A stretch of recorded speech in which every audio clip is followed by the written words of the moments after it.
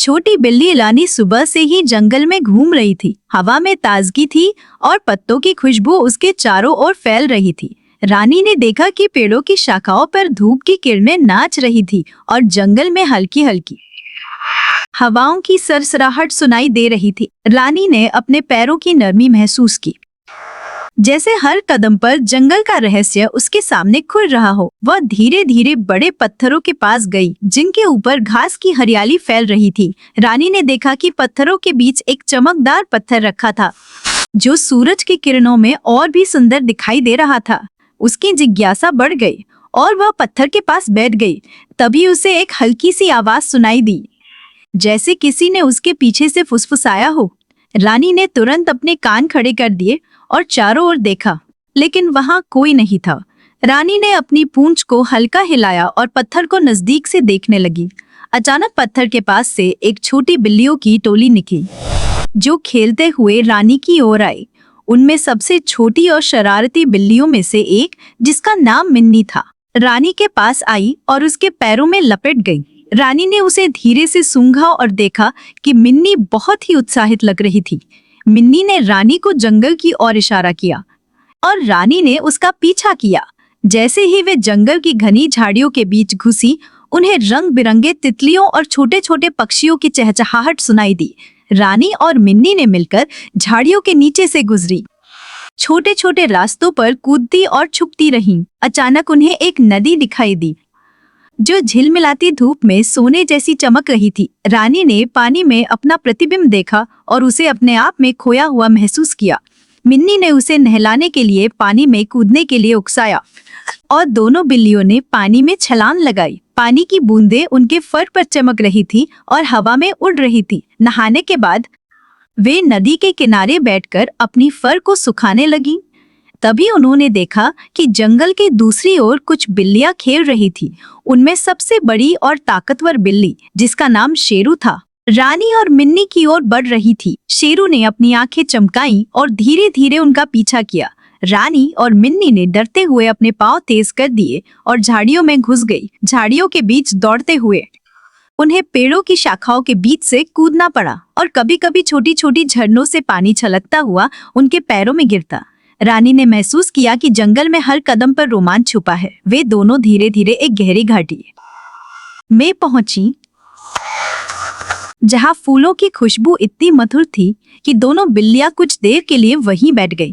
घाटी में रंग बिरंगे फूल, मीठी खुशबू और हल्की ठंडी हवा ने उन्हें थका हुआ महसूस होने से पहले ही ताजगी दे दी। तभी रानी ने देखा कि घाटी के बीच में एक बड़ा पेड़ खड़ा था, जिसकी शाखाओं पर चमकदार फल लगे हुए थे। उसने मिन्नी की ओर देखा और संकेत किया कि वे फल चखे।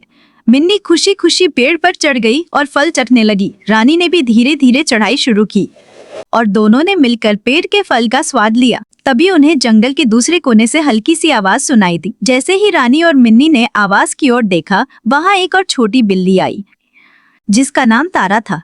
तारा ने उन्हें देखा और खुशी से म्याऊं करने लगी। रानी और मिन्नी ने तारा का स्वागत किया और तीनों मिलकर जंगल की और नए रास्तों की खोज करने लगे। वे तीनों झाड़ियों के बीच से निकलकर एक खुले मैदान में पहुंची, जहां सूरज की रोशनी इतनी तेज थी कि उनके फर पर चमक रही थी। मैदान में छोटे छोटे जीव और रंग बिरंगे फूल उनकी आंखों को खुश कर रहे थे। रानी ने महसूस किया कि जंगल में हर जगह रोमांच और दोस्ती दोनों मौजूद हैं। वे खेलते खेलते और दौड़ते हुए एक बड़े पत्थर के पास पहुंची, जो उनके लिए नए खेल और नई ममाट का संकेत था। अचानक पत्थर के पीछे से एक और बिल्ली निकली, जिसका नाम शेरू का छोटा भाई मितू था। मितू ने उन्हें देखा और अपने तेज पांवों से दौड़कर उनके साथ खेलना शुरू किया। रानी ने सोचा कि आज का दिन जंगल में सबसे रोमांचक और मजेदार दिन साबित होने वाला है। वे चारों बिल्लियों ने मिलकर खेल जारी रखा, पेड़ों पर चढ़ी, झाड़ियों के बीच से गुजरी, नदी में कूदी और खुले मैदान में दौड़ी। हर कदम पर नए रंग, नई खुशबू और नए रोमांच ने उन्हें जंगल की दुनिया में पूरी तरह से डुबा दिया।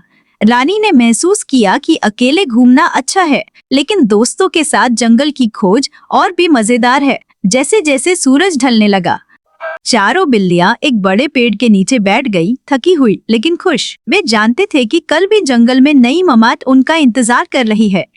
और वे फिर से मिलकर उन रोमांचों का सामना करेंगे। जैसे ही सूरज की रोशनी धीरे धीरे ढलने लगी, रानी, मिन्नी, तारा और मितू ने महसूस किया कि आज का दिन जितना मजेदार और रोमांचक रहा, कल उससे भी ज्यादा अनोखा और जादुई होगा। चारों बिल्लियां एक बड़े पुराने पेड़ के नीचे बैठी, जिसकी शाखाओं पर हल्की ठंडी हवा बह रही थी और पत्तों की सरसराहट जैसे उनके कानों में संगीत बजा रही हो। रानी ने अपनी फर की नरमी महसूस की और देखा कि चारों ओर जंगल में रंग बिरंगे फूल, छोटी छोटी घास की बालियां और झरनों की हल्की हल्की आवाज वातावरण को जादुई बना रही है। तभी मितू ने देखा कि पेड़ के नीचे एक छोटा सा सुरंग जैसा रास्ता था, जो जमीन में गहरी और अंधेरी तरह से चला जा रहा था और उसकी दीवारों पर चमकते हुए पत्थरों की रोशनी रहस्यमय चमक बिखेर रही थी। मितू की उत्सुकता बढ़ गई और उसने चारों को उस सुरंग की ओर बुलाया। रानी थोड़ी डर गई थी, लेकिन मिन्नी और तारा ने उसे हिम्मत दी। धीरे धीरे वे चारों सुरंग में घुसे। सुरंग के अंदर हर कदम पर नए रंग और खुशबू उनके इंद्रियों को मंत्रमुग्ध कर रहे थे। दीवारों पर चमकते पत्थरों से हल्की रोशनी पड़ रही थी और छत पर कुछ छोटे झरने से पानी की बूंदें टपक रही थी। रानी ने महसूस किया कि यह जगह जैसे जंगल का कोई छिपा हुआ जादुई राज हो। सुरंग के भीतर वे धीरे धीरे आगे बढ़े और अचानक सामने एक छोटी नदी दिखाई दी, जो झिलमिलाती धूप में सोने जैसी चमक रही थी। नदी के किनारे छोटे जीव खेल रहे थे और पक्षियों की मधुर आवाज हर ओर गूंज रही थी। चारों बिल्लियां नदी के किनारे बैठ गईं और पानी में अपनी परछाई देखकर खेल रही थी। मितू ने सबसे पहले छलांग लगाई, उसके पीछे मिन्नी और तारा, और रानी ने भी धैर्य से पानी के ऊपर से कूदकर नदी पार की। जैसे ही वे दूसरी तरफ पहुंचे, वहां एक विशाल खुला मैदान था, जिसमें हर तरह के फूल, रंग बिरंगे पत्थर, छोटी झाड़ियों और हरियाली का शानदार मिश्रण था। चारों बिल्लियां दौड़ने लगी, खेली, झाड़ियों के बीच से गुजरी और पेड़ों की शाखाओं पर चढ़ी। मैदान के बीच में एक विशाल झरना था, जो ऊंचाई से गिरते हुए एक गहरे तालाब में जा रहा था। रानी ने झरने को देखा और उसकी बूंदों में सूरज की किरणों की चमक ने उसे मंत्रमुग्ध कर दिया। मिन्नी, तारा और मितू ने झरने के पास खेलना शुरू किया, पानी में छलांग लगाई और बूंदों के बीच नाचते हुए खुश हो गए। झरने के पास खेलते खेलते चारों बिल्लियों ने देखा कि तालाब के किनारे एक और गुफा का मुहाना है, जो झरने की आवाज के कारण रहस्यमय और आकर्षक लग रहा था। वे धीरे धीरे गुफा के अंदर गईं और देखा कि गुफा की दीवारों पर चमकदार पत्थर, छोटे फूल और झरनों से गिरती पानी की बूंदें जादुई दृश्य बना रही थी। गुफा के अंदर की ठंडी हवा और रोशनी ने चारों बिल्लियों को नया उत्साह दिया। मितू ने सबसे आगे जाकर देखा कि गुफा से बाहर का जंगल कितना विशाल और दूर है, कि सुंदर है। जोशतो की इन मांदरी, ये पेड़ों की छायाएं, झाड़ियों की हरियाली और फूलों की चमक ने उन्हें मंत्रमुग्ध कर दिया।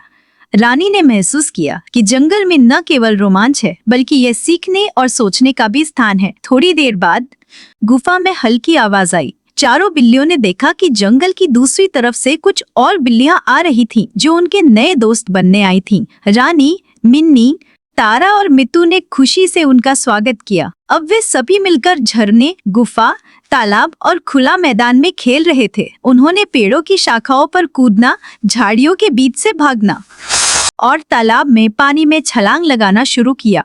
हर कदम पर रोमांच, खेल और नई खोजें उनकी दोस्ती को और मजबूत बना रही थी। जैसे जैसे सूरज ढलने लगा, जंगल की हर चीज सुनहरी रोशनी में चमकने लगी। चारों बिल्लियां झरने के पास गुफा के बाहर बड़े पेड़ के नीचे बैठ गई। वे थकी हुई थी, लेकिन उनके चेहरों पर खुशी की झलक थी। रानी ने अपने दोस्तों की ओर देखा और सोचा कि जंगल में हर दिन नई ममो नई खोजें होंगी और वे हमेशा मिलकर उन रोमांचों का सामना करेंगे। धीरे धीरे चारों बिल्लियां झरने की मीठी आवाज, हवा की सरसराहट, फूलों की खुशबू और जंगल की रंग बिरंगी छवि के बीच सो गई, यह जानते हुए कि कल का दिन और भी रोमांचक, जादुई और दोस्ती से भरा होगा। इस तरह रानी, मिन्नी, तारा और मितू ने जंगल की दुनिया में अपनी दोस्ती, मंग और खेल को यादगार बना दिया और जंगल में खुशियों और जादू की कहानी लिखी।